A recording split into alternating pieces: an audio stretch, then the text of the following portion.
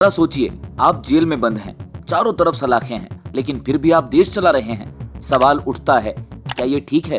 क्या जनता ने इसीलिए वोट दिया था कि नेता जेल से कुर्सी पकड़े रहें? नहीं, इसीलिए ना जनता का वोट खराब होगा, ना ये खेल चलेगा और ना चलेगी जेल से सरकार।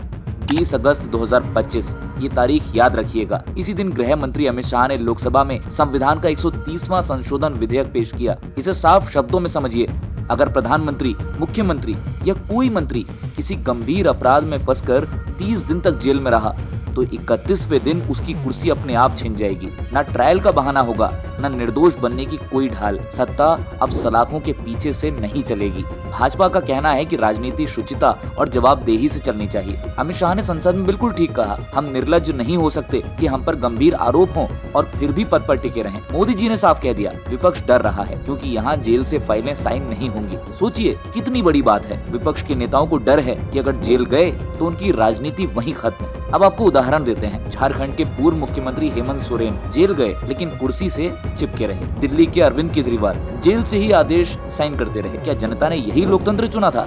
खैर, अब मोदी सरकार ने ये गेम ओवर कर दिया है। यही वजह है कि कांग्रेस, आरजेडी और पूरा इंडी गठबंधन बौखलाया हुआ है। कोई इसे तानाशाही बता रहा है तो कोई लोकतंत्र का अंत। लेकिन असल में डर किसे है? डर उन्हीं को है जिनके अतीत में दाग है, क्योंकि कानून साफ है, जो जेल जाएगा वो पद भी गंवाएगा। अब जरा भविष्य की बात करते हैं। मान लीजिए कांग्रेस फिर कभी सत्ता में आई तो पहला काम क्या करेगी? इस कानून को पलट देगी ताकि उनके नेता चाहे जेल में हो फिर भी सत्ता पर काबिज रह सकें। लेकिन फर्क यही है, भाजपा को इस कानून से डर नहीं, ना मोदी को ना अमित शाह को। उनका कहना साफ है, अगर हम में से भी कोई गलत करेगा तो वही नियम लागू होगा। जेल जाएगा तो पद भी जाएगा। तो असली सवाल यही है, किसे डर लग रहा है? कांग्रेस और विपक्ष को।